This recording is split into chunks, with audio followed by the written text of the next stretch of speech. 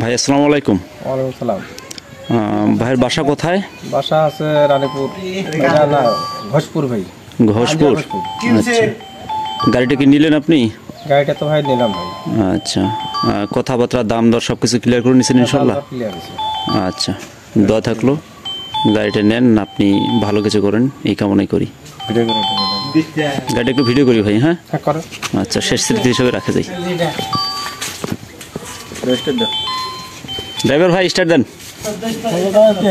অনেক শুভকামনা থাকলো, নিয়ে যান।